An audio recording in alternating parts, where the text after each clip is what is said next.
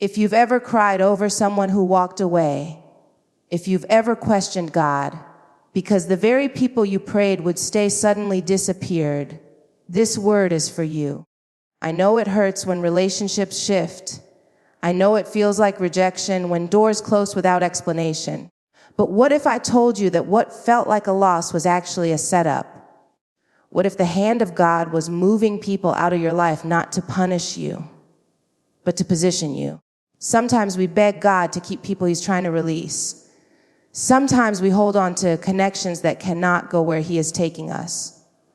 And when He removes them, we think we are being demoted, when in reality we are being promoted. God will never allow comfort to sabotage your calling. He will never let familiar faces block your future. When He removes people, it's not always about them. It's about the next level of you. It's about protecting your purpose, preserving your peace, and preparing you for a platform you didn't even know had your name on it. So before you mourn what left, ask yourself, could this be God clearing the room for something greater? Could this be heaven making space for elevation? Because sometimes the greatest evidence of God's favor is not who stays, but who He lovingly removes so you can rise. Removal is not rejection. It is divine redirection. And I need you to hear that in the deepest part of your spirit, because too many of us have mistaken God's protection for punishment. We have labeled ourselves unwanted when heaven was simply rearranging our environment. We have cried over closed doors without realizing that God was standing on the other side of that door saying, "Trust me, this is not the end of you." Rejection has a way of attacking your identity. It whispers that you were not enough, not valuable, not worthy to be chosen. It replays conversations in your mind and makes you question what you could have done differently. It magnifies your flaws and minimizes your favor. But divine redirection sounds different. It may feel painful, but it carries purpose. It may look like loss, but it is loaded with intention. When God redirects you, He is not discarding you, He is repositioning you. Sometimes we pray for elevation, but we don't understand that elevation requires separation. You cannot step into a new dimension while holding on to old dynamics. You cannot carry yesterday's attachments into tomorrow's assignment. God sees the whole picture, the conversations you didn't hear, the intentions you couldn't discern, the detours you would have taken if left to your own desires. So when He removes someone, it is not because you failed, it is because He refuses to let your future fail. We take removal personally because it touches our emotions. We invest time, energy, loyalty, and love into people. We build routines around them. We imagine futures that include them. So when they are no longer there, it feels like a piece of us has been taken too. But God is not interested in shrinking you. He is interested in strengthening you. Sometimes He will allow the attachment to break so that your dependence shifts from people to Him. There are seasons when God will prune relationships the same way a gardener prunes branches. The branch may not look dead. It may even look healthy. But if it is not producing fruit for where the tree is going, it has to be cut. And cutting is not cruelty, it is cultivation. It is preparation for growth you cannot see yet. The pain of pruning is temporary, but the fruit that follows is lasting. Divine redirection often comes disguised as disappointment. You expected support, but you got silence. You expected loyalty, but you experienced distance. You expected celebration, but you faced criticism. And in that moment, it feels like rejection. But what if God was redirecting your expectations? What if He was teaching you that your validation cannot come from people who are still wrestling with their own insecurities? When God redirects you, He is aligning you with destiny. Alignment requires adjustment, and adjustment is rarely comfortable. It stretches your faith. It challenges your assumptions. It forces you to let go of what felt secure so you can grab hold of what is sacred. Sometimes the people who leave were never meant to walk the full journey with you. They were seasonal, not permanent. And there is nothing wrong with a season ending. The problem comes when we try to force a season to become a lifetime. Rejection says you were not chosen. Redirection says, you were chosen for something different. Rejection says, you don't belong. Redirection says, you belong somewhere greater.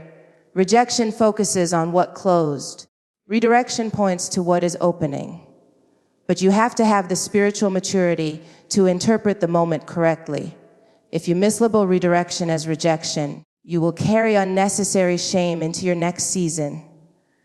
There are rooms God is preparing for you that require a different version of you. And the version of you that stayed comfortable with certain people cannot survive in the rooms that demand courage, discipline, and clarity. So God will remove voices that keep you small. He will separate you from environments that normalize mediocrity. He will break ties that distract you from your calling. Not because he wants you lonely, but because he wants you focused. And let's be honest, sometimes we outgrow relationships, but we feel guilty admitting it. Growth changes your language. It changes your priorities. It changes your tolerance. What once felt entertaining now feels exhausting. What once felt exciting now feels draining. And when God begins to elevate your mindset, not everyone will understand it. Some will call you distant when you are simply becoming disciplined. Some will call you different when you are simply becoming developed. And instead of arguing with their misunderstanding, God will quietly remove them. Divine redirection also protects you from attachments that would have delayed you. There are connections that feel good, but are not good for you. There are partnerships that look promising but carry hidden burdens. God sees beyond chemistry. He sees character. He sees patterns. He sees the long-term impact. And because he loves you too much to let temporary emotions sabotage permanent purpose, he will intervene. You may not understand it in the moment. You may feel confused. You may even feel betrayed. But clarity often comes after obedience. Peace often comes after surrender. When you release what God has removed, you make room for what he has reserved. And what he has reserved for you will not require you to shrink, beg, or compromise who he created you to be.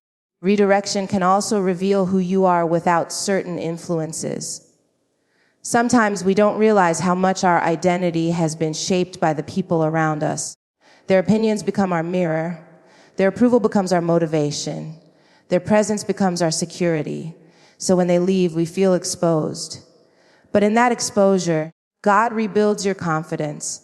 He reminds you that your worth was never dependent on someone else's willingness to stay.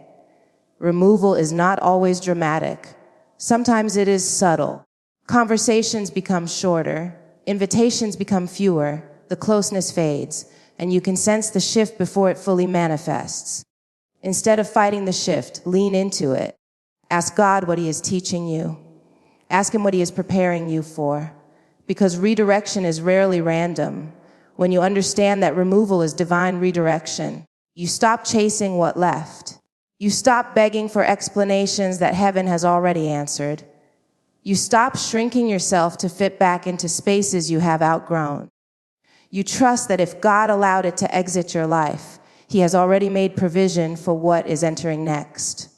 And even if you cannot see the full picture, you can stand on the promise that he is ordering your steps, aligning your path, and guiding you toward places, people, and opportunities that match the level he is calling you to step into. Everyone cannot go where God is taking you. And that truth is not arrogance, it is alignment. It is not about thinking you are better than anyone else. It is about understanding that purpose has requirements. Destiny has demands. And the road God has marked for your life is narrow in some places, elevated in others, and not everyone is equipped for the climb. We love the idea of loyalty. We celebrate the people who have been with us since the beginning. We feel obligated to carry them into every new season because they were present in the last one. But presence in your past does not guarantee placement in your future. Some people were assigned to help you survive, but not designed to watch you soar. Some were meant to comfort you in the valley, but not accompany you to the mountain. Growth changes you. It shifts your appetite, your language, your focus. When God begins to stretch your vision, he also begins to stretch your environment. and stretching creates tension. Not everyone is comfortable with the new boundaries you set. Not everyone understands why you can no longer entertain the same conversations, tolerate the same behavior, or invest in the same distractions. Your now becomes stronger. Your discernment becomes sharper. Your time becomes more sacred. And those who benefited from the old version of you may resist the new one. Everyone cannot go because everyone does not share your assignment. They may love you, but they do not carry your calling. They may support you, but they do not see what God showed you in prayer. And when you begin to move in obedience, it can create distance. Not because you stopped caring, but because your capacity shifted. The weight of your purpose requires focus. It requires discipline. It requires separation from anything that dilutes the vision. There are relationships built on convenience, and there are relationships built on covenant.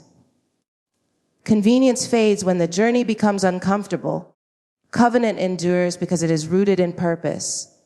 As you elevate, God will reveal who is connected to you by convenience and who is connected by covenant. The ones tied by convenience will struggle when the benefits change, when access becomes limited, when the spotlight moves, when your growth demands accountability. And instead of trying to force them to adjust, you have to accept that their assignment in your life has been fulfilled. Sometimes we delay our next level because we are trying to drag people who are resisting growth. We spend energy convincing them to dream bigger, to believe deeper, to commit stronger. But transformation is personal. You cannot carry someone into maturity. You cannot force someone to see what they refuse to acknowledge. And if God is calling you forward, you cannot afford to stay stuck trying to pull someone who is comfortable where they are. Everyone cannot go because elevation exposes insecurity. When God starts opening doors for you, not everyone will celebrate. Some will compare. Some will compete. Some will quietly resent the progress they once prayed for you to experience. And if you are not careful, their insecurity can contaminate your confidence. So God will sometimes create distance before their doubt can derail you. The higher you go, the lighter you must travel. You cannot pack every opinion, every expectation, every emotional dependency. The climb requires clarity. It requires letting go of weights that once felt normal. And people can become weights when they consistently question your obedience, minimize your vision, or pressure you to stay where you have outgrown. It does not mean you stop loving them. It means you love them from a distance that protects your destiny. You pray for them without compromising your progress. You honor what you shared without sacrificing where you are headed. Maturity understands that separation is not always hostility. Sometimes it is harmony with God's will. There are conversations you cannot have at the next level. There are habits you cannot maintain in the next season. There are environments that cannot contain the expansion God is producing in you. And the people attached to those conversations, habits, and environments may not be willing to evolve. So God will gently and sometimes abruptly create space. Everyone cannot go because some connections were built around a version of you that no longer exists. They knew the insecure you, the doubting you, the settling you, the fearful you. But when God renews your mind and strengthens your spirit, you start making different decisions. You stop entertaining what once excited you. You stop chasing what once validated you. And that shift can feel unfamiliar to those who were comfortable with your limitations. You cannot feel guilty for obeying God. You cannot apologize for evolving. You cannot shrink your calling to preserve someone else's comfort. When God says move, you move. When he says release, you release. Even if it breaks your heart, even if it confuses your circle, because delayed obedience is still disobedience. There will be moments when the road feels lonely, when you look around and realize the crowd has gotten smaller. But smaller does not mean weaker. Sometimes it means purer. Sometimes it means clearer. Sometimes it means you are finally surrounded by those who are aligned, not attached out of habit, but connected through purpose. And let's be honest, sometimes you are the one who cannot go where someone else is being taken. Sometimes God separates you not because you are wrong, but because your journeys are different, and that humility will keep your heart soft. It will remind you that separation is not always about superiority. It is about specificity. God is intentional with destiny. When you accept that everyone cannot go, you stop trying to negotiate with God about who stays. You stop making emotional decisions that contradict spiritual instructions. You stop over-explaining your boundaries. You understand that the same God who brought them into your life is the same God who knows when their role is complete. There are rooms you are about to enter that require confidentiality. There are blessings you are about to receive that require stewardship. There are platforms you are about to stand on that require integrity. And not everyone around you is prepared for that level of responsibility. So God filters your circle before he expands your territory. Trust the filtering process. Trust the discomfort of outgrowing spaces. Trust the quiet when the noise decreases. Because the destination God has prepared for you is not crowded with everyone from your past. It is curated with those who can handle your growth, sharpen your wisdom, and honor the assignment on your life.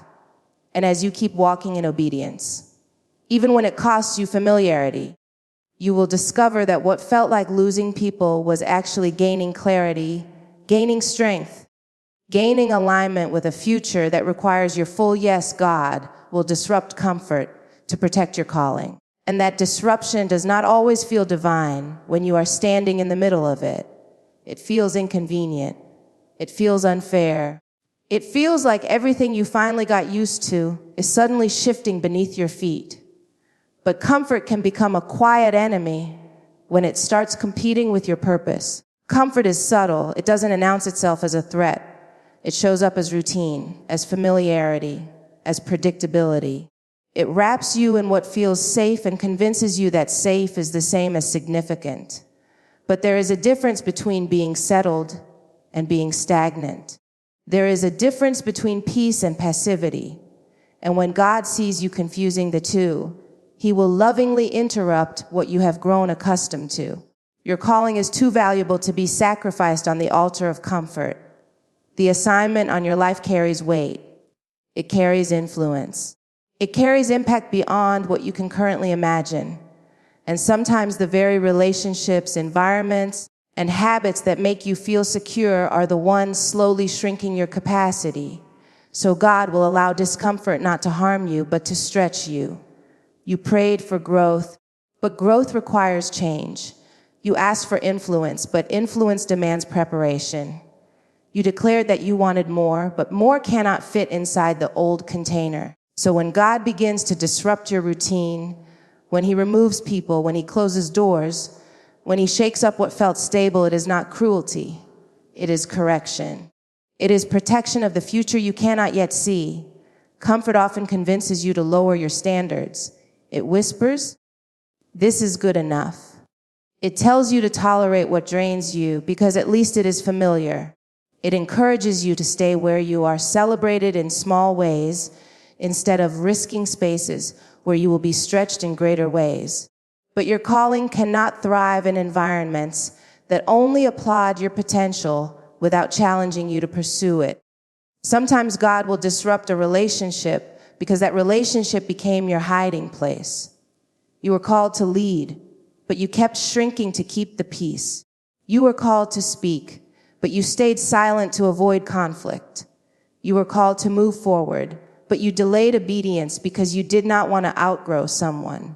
So God, in his wisdom, will create a shift, not to isolate you, but to free you. Disruption feels like chaos when you do not understand its purpose.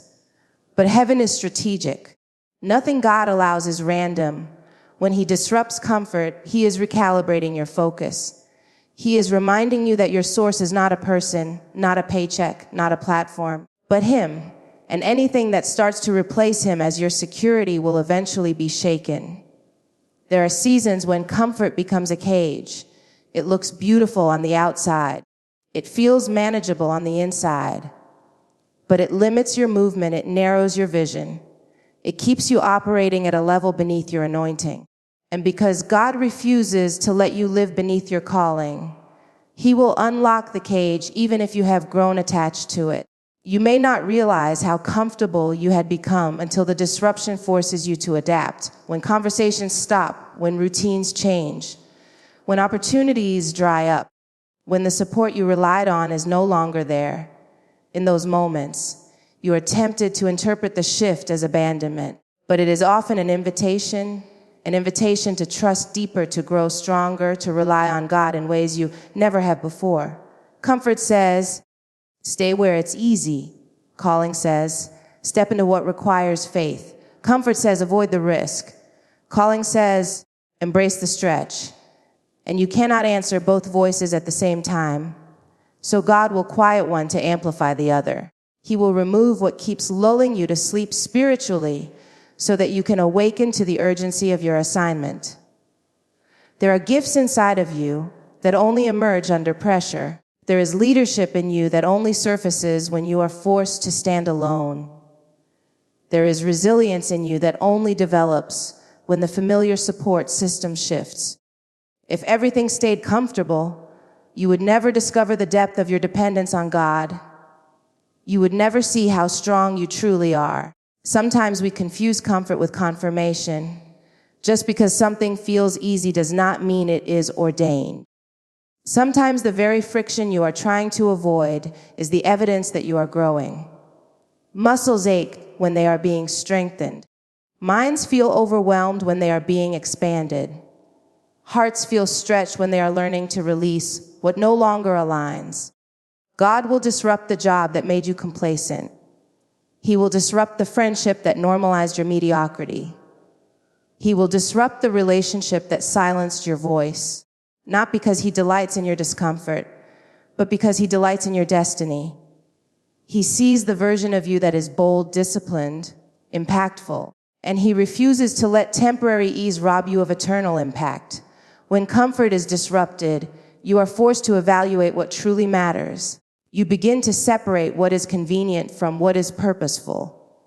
You start asking deeper questions about your direction, your priorities, your obedience. Disruption awakens awareness. It pulls you out of autopilot and pushes you into intentionality. And let's be honest, some of us would never leave certain spaces if they did not become uncomfortable. We would stay in cycles that feel manageable but are not meaningful. We would remain connected to people who love us but limit us. We would keep postponing the leap because the ground feels stable. So God shakes the ground. The shaking is not meant to destroy you. It is meant to detach you from what you have outgrown. It is meant to remind you that your calling is bigger than your comfort zone. It is meant to reposition you for opportunities that require courage instead of convenience. When you understand that God disrupts comfort to protect your calling, you stop resisting every change. You start asking what the shift is producing in you. You begin to see that the loss of ease is often the birth of expansion. You recognize that the very thing you thought was stable may have been slowly suffocating your growth. Your calling deserves your full capacity. It deserves a heart that is not divided between obedience and convenience. It deserves a mind that is willing to stretch beyond what feels safe. And because God loves you too much to let you settle, He will continue to refine, to remove, to rearrange anything that threatens the integrity of what He has placed on your life, even if it means interrupting the comfort you once prayed for. What left created space for what's next. And that is the part we struggle to believe when the absence still feels fresh, when the silence is louder than the conversations used to be, when the seat at the table is empty and your heart still expects to see someone sitting there. But heaven does not subtract without intention. When something exits your life under God's authority, it is because something else is preparing to enter. We grieve what left because we were attached to its presence. We built memories around it. We wrapped our expectations around it. We imagined our future including it. So when it's gone, it feels like a void. But a void is not just emptiness, it is capacity. It is an occupied room. It is potential waiting to be filled. And God cannot pour new wine into a cup that is already full of what no longer fits. Space can feel uncomfortable. We are not used to gaps. We rush to fill them with distractions, rebounds, noise, substitutes. We scroll, we call, we compromise, we revisit what we were delivered from, all because we don't like the feeling of open space. But open space is sacred. It is where clarity forms. It is where healing deepens. It is where preparation happens. When something leaves, it takes with it certain dynamics, certain expectations, certain patterns, and without realizing it, you now have room. Room to think differently, room to choose differently, room to rest, room to rebuild. What left may have occupied more of your emotional energy than you understood. And now that it's gone, you have capacity you didn't know you had. Sometimes what left was limiting your growth. Not intentionally, not maliciously, but functionally. You were shrinking to maintain it, adjusting your standards to preserve it, silencing your needs to keep it comfortable. And when God removed it, it felt like loss. But in reality, it was liberation. You now have space to expand into who you truly are without negotiating your worth. Space also reveals what you tolerated. When the noise fades, you can finally hear your own thoughts. When the influence is gone, you can finally evaluate your own convictions. When the attachment breaks, you can finally assess your own identity. What left created room for self-discovery, for deeper dependence on God, for a stronger sense of direction. You cannot invite what's next if you are clinging to what was. Your hands must be open. Your heart must be willing. Your mind must be renewed. And sometimes God clears the room before he sends the opportunity. He clears the circle before he sends the alignment. He clears the distraction before he releases the assignment. We often pray for new doors, but we forget that new doors require new keys, and new keys require new levels of responsibility. If the old attachments were still present, they might mishandle what God is about to entrust you with. So he makes space, not to punish you, but to prepare you. What left may have been familiar, but what's next is ordained. What left may have been comfortable, but what's next is transformative.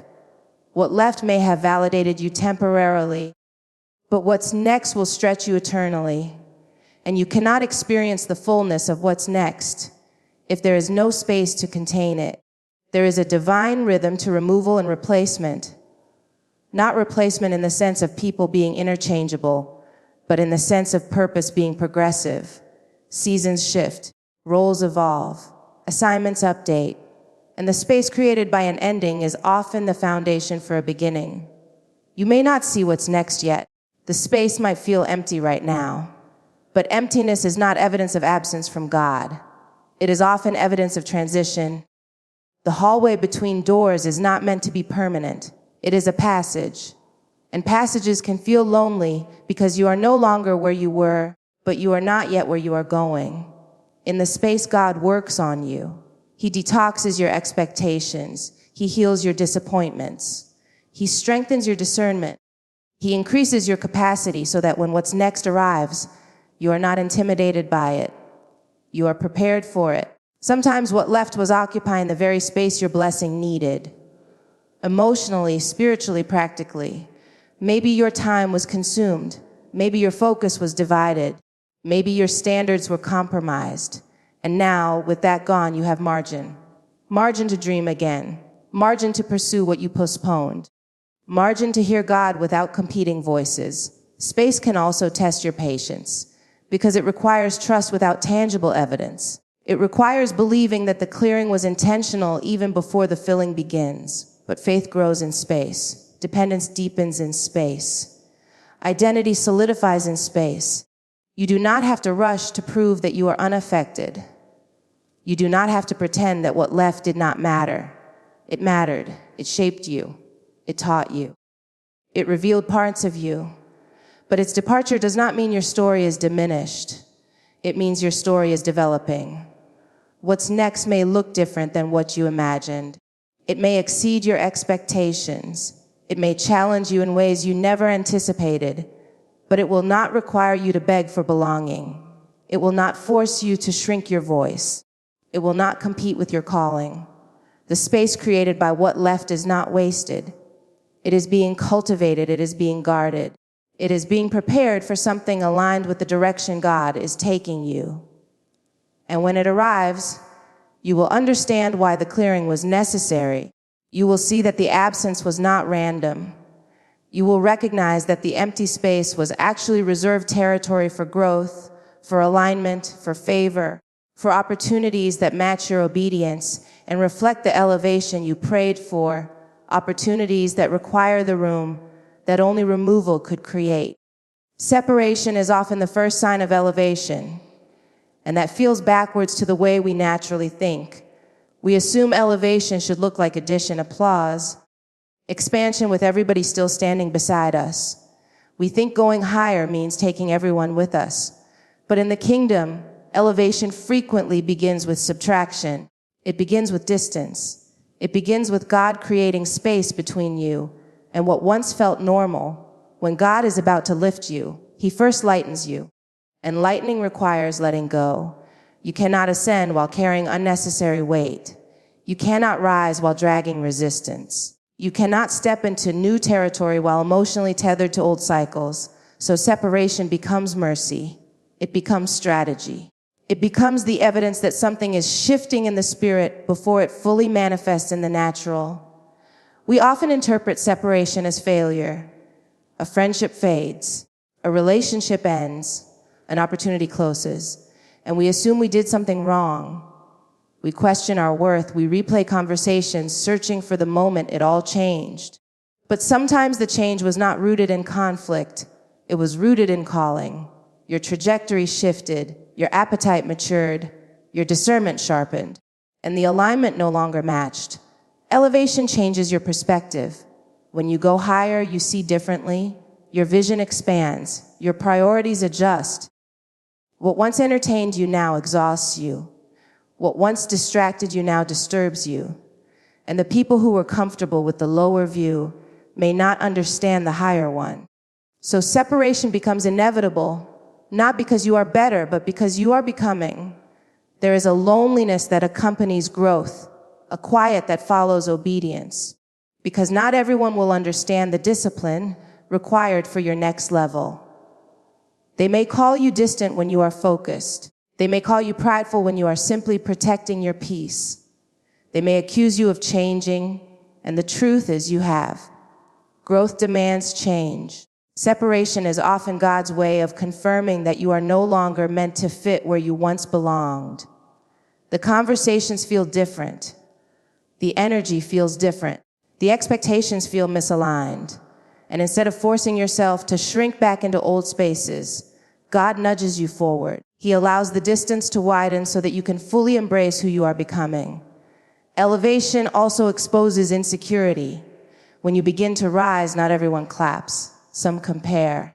Some compete. Some secretly hope you plateau because your progress confronts their complacency. And rather than letting that tension sabotage your confidence, God separates you. Not out of punishment, but out of protection. He refuses to let jealousy contaminate your journey. Sometimes separation is internal before it is external. You start feeling uncomfortable in environments that once felt like home. You begin craving depth where there used to be surface. You start longing for purpose where there used to be popularity. That internal shift is the first signal of elevation. God is expanding your capacity from the inside out. You cannot expect to operate at a higher level with a lower mindset. And if the people around you are committed to staying in old patterns, their presence can anchor you to thinking you have outgrown. So God creates separation. He removes constant access. He reduces influence. He limits proximity because proximity shapes perspective. Separation also teaches you dependence. When familiar support systems shift, you are forced to lean into God in new ways. You develop prayer muscles you did not know you had. You cultivate resilience you did not realize was necessary. You discover that your strength was never tied to who stood beside you, but to who lives within you. Elevation requires clarity, and clarity is difficult to achieve in crowded spaces. When too many voices are speaking, You struggle to hear the one voice that matters most. So God quiets the room. He thins the circle. He simplifies your surroundings so that you can focus on the assignment ahead. And let's be honest, sometimes we resist separation because we are afraid of being misunderstood. We fear the labels that may follow. We don't want to appear ungrateful or disloyal. But obedience will sometimes make you look misunderstood to people who are not privy to your instructions. You cannot prioritize public opinion over divine direction. Separation is not always permanent. Sometimes it is seasonal. Sometimes it is necessary for both parties to grow independently before reconnection is possible. But even in temporary distance, there is purpose. There is development. There is preparation. When you begin to elevate, your tolerance shifts. You no longer entertain what drains you. You no longer excuse what dishonors you. You no longer compromise what God has convicted you about. And that shift alone will create separation because not everyone benefits from your boundaries. Elevation also attracts new alignment, but new alignment cannot enter if old attachments refuse to loosen. So God clears pathways. He removes emotional entanglements. He breaks unhealthy dependencies. Because what he is sending next requires a version of you that is unattached to what kept you small. It may feel like you are losing people as you rise. But in reality, you are losing limitations, you are losing distractions, you are losing dynamics that could not survive the altitude of your calling. Higher levels require different oxygen, and not everyone can breathe where you are going. The pain of separation does not cancel the promise of elevation. It confirms it. It signals that you are transitioning. It proves that you are no longer meant to remain at the same altitude. And while the climb may feel solitary at times, it is purposeful. God never elevates casually. He prepares, he prunes, he purifies. And separation is part of that process. It refines your motives, it strengthens your faith, it clarifies your identity. So when distance appears, when circles shrink, when access changes, instead of assuming you are being abandoned, consider that you may be ascending, stepping into a dimension that requires less noise, less weight, less compromise, and more focus, more discipline, more alignment with the height he ordained for your life. Before you grieve another goodbye, before you question another closed door, before you doubt your worth because someone could not stay, remember this: God does not remove without reason, and he does not elevate without preparation. What felt like rejection was redirection. What felt like loss was liberation. What felt like separation was the first signal that you are rising. You are not behind. You are not forgotten. You are being refined, realigned, and repositioned for a level that requires the version of you God has been developing in private. So lift your head, release what left. Trust the clearing. Trust the pruning. Trust the quiet seasons. Because the same God who removed is the same God who restores, rewards, and raises. Father, give us the courage to let go when you say release. Give us the wisdom to see redirection instead of rejection. Heal every heart that feels abandoned, and remind them that they are chosen, called, and covered. Strengthen us in the space between what was and what's next. Align us with your will, elevate our faith, and prepare us for the promotion that only you can give. In Jesus' name, amen.